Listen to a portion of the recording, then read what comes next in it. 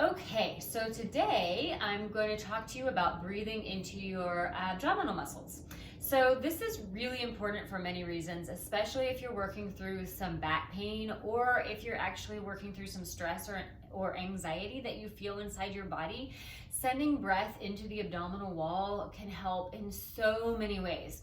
But it's hard to actually know what that means unless you understand physiologically what's going on inside of your body.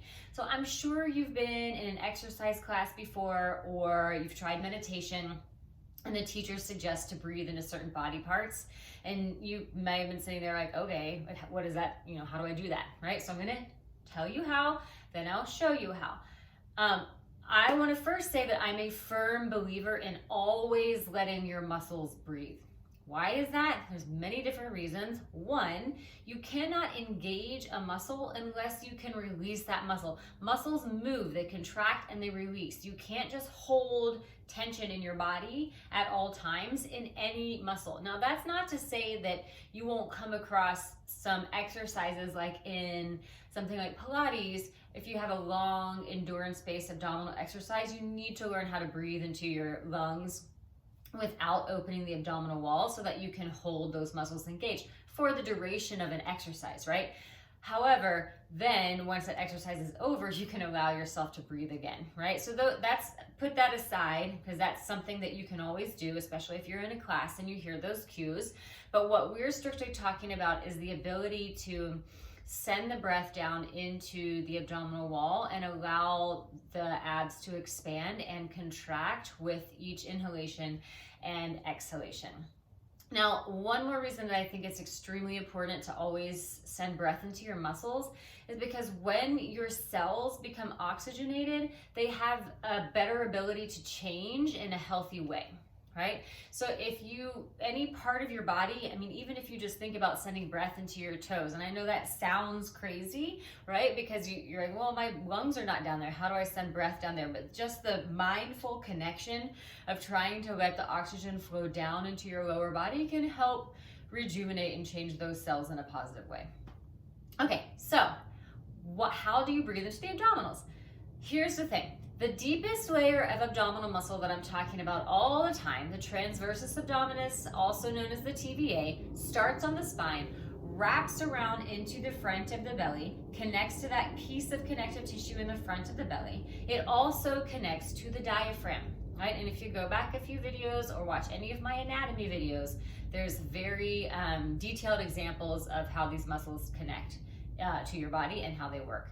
Now, the diaphragm, being your primary breathing muscle, sits inside your rib cage. It slides down the spine on your inhale and slides up on your exhale. And on your exhale, as it's sliding up, it helps to lengthen but also engage and connect that transversus abdominis. So this is the postural muscle that helps you find support in a good posture in your neutral spine, but it also brings the waist in, right? So if that's what you're going for, that's another thing that it does. But the main importance here is that it creates this snug protection around the neutral spine, yeah?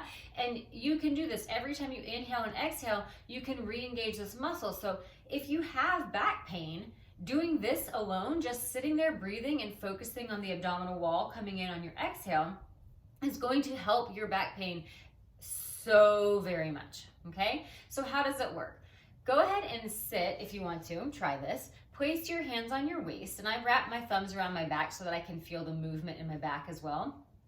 And the rest of my hand is kind of on my side. And then you can lightly close your eyes if you like. And as you inhale, just imagine your diaphragm sliding down your spine and let the waist widen into your hands. And you can also let your belly come forward. And then as you exhale, narrow the waist, feel that narrowing in on the sides. As the diaphragm floats up, your rib cage also narrows. You can move your hands up and feel that. And then again, repeating that inhale, widen and expand. You can let the belly go forward as well. So think of this three-dimensional movement, forward, back, and to either side. And then exhale, let it come in. And you can just try that a few times. Now, when and how you will use this will depend on what you're feeling. So if you're using this for some sort of back pain, you're going to want to try to do this, especially if you sit a lot for work, start your day off with some of this breathing pattern so that you get yourself into a good posture and a good position and sort of engage your muscles lightly before you even start sitting. If you're using this for stress relief or anxiety, you want to take it very slow. You do want to close your eyes. You can do this seated, but you can also do it lying down if you can find your neutral spine. And then you just slowly try to open up your chest and your abdomen and your rib cage as you inhale, and then as you exhale, pull it all back in. Yeah. And then once you get used to this one, you can sort of add the concept of the pelvic floor back in. So the pelvic floor being the muscles at the base of your pelvis, they move in conjunction with the diaphragm, so that the diaphragm slides down, the pelvic floor widens, and then they both lift and narrow at the same time. So you can add that in if you want to.